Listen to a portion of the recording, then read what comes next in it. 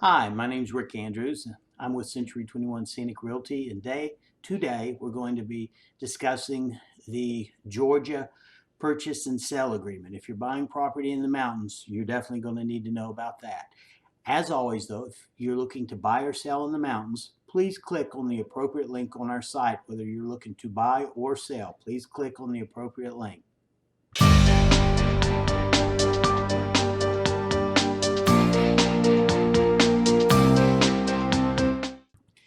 Thank you for tuning in today. If you're looking to buy real estate in the state of Georgia, in the mountains in particular, where I help folks buy, sell, and rent, where you're going to have to work with the Georgia Purchase and Sale Agreement. It's a 7-page document. I've got a copy of it here, and it is single-spaced and it is detailed. Uh, Thankfully, a few years back, 3 or 4 years ago, the Real Estate Commission and I guess the Georgia Bar got together and they moved all the important blanks that you have to fill in to the front page. So essentially, most of the language in it is all in the back is boilerplate, and on the front page are the questions that you'll have to answer whether you're looking to buy or sell. This is the form. Unless it's something particularly difficult, then you'll want to hire an attorney to write the agreement. But otherwise, if you're working with a real estate agent in the state of Georgia, you're going to be working with a 7-page document called the Purchase and Sale Agreement. Now, I'd like to go over the initial page because these are the questions, if you're looking to buy or sell, you're going to have to answer. And number one, let's start with number one. Number one is basically, please describe the property. Typically, you just attach the deed to the property and the address, which makes it easy if it's a home. If it's land, makes it a little more difficult. You want to see if you've got a survey or a plat you can attach there.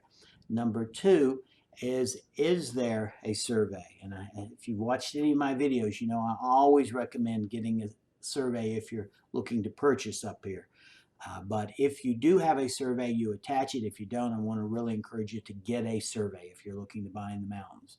Number three, of course, is the purchase price. How much are you offering? You need to put that in. Number four is closing costs. Sometimes buyers ask sellers to contribute to their closing costs. Some certain loans, things of that nature, and you can insert that in there. Typically, they don't, but they can there. Number five, 5A specifically, is the closing date. On what day are y'all sitting down with the lawyer and closing it? Although a lot of our closings are by mail, the lawyer still will normally do an overnight packet and go over everything on the phone with you.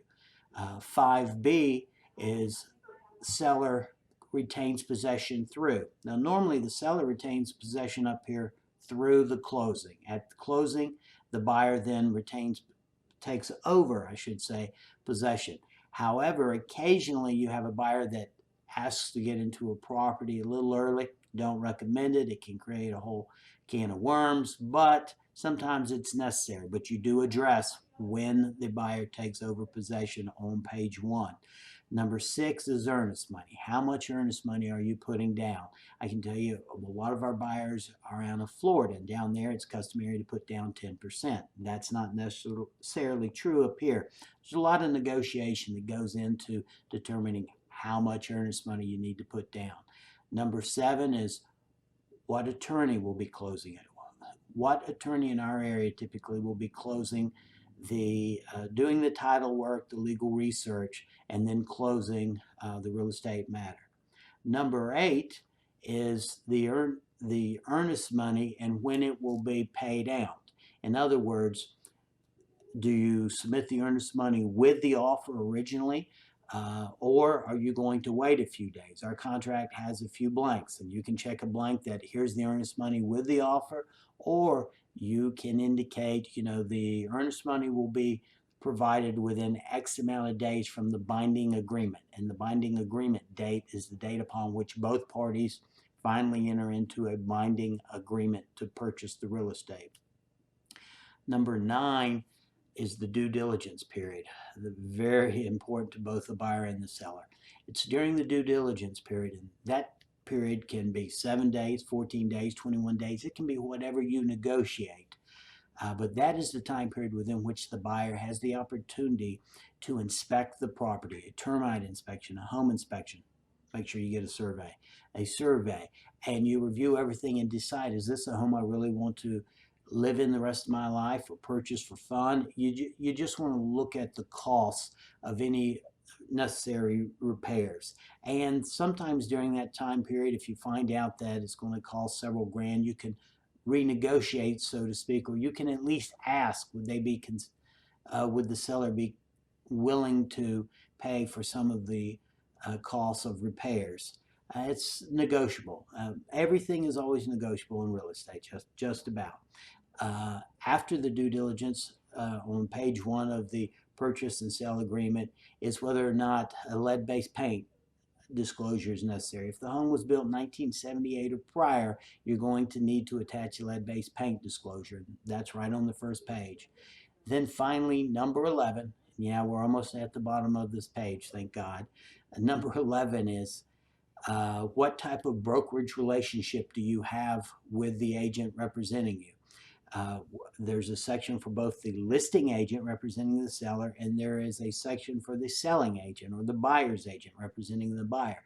And there are essentially 4 different types of relationships you can enter into with an agent.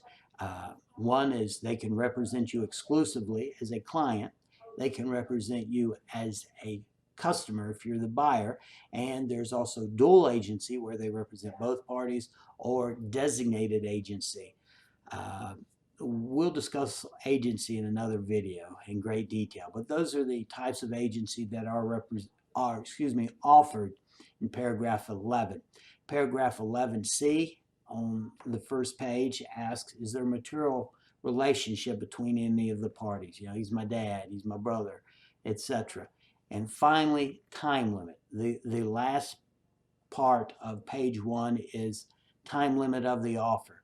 And the language specifically provides the offer set forth herein expires at blank o'clock on such and such date. So it's just important, I think, to always put a time limit so that they don't stretch it out or they shop your offer, so to speak. Again, if you're looking to buy or sell in the mountains of Georgia, you're going to most likely have to go through these questions, and that is the Georgia Purchase and Sale Agreement. 7-page document, but everything's been consolidated to the first page. Boring, but necessary. As always, if you're looking to buy or sell in the beautiful Blue Ridge Mountains, please give me a call. My name's Rick Andrews, and my number is 828-557-9139, or you can reach me by email at rick@scenic21.com. I appreciate you watching. Thank you.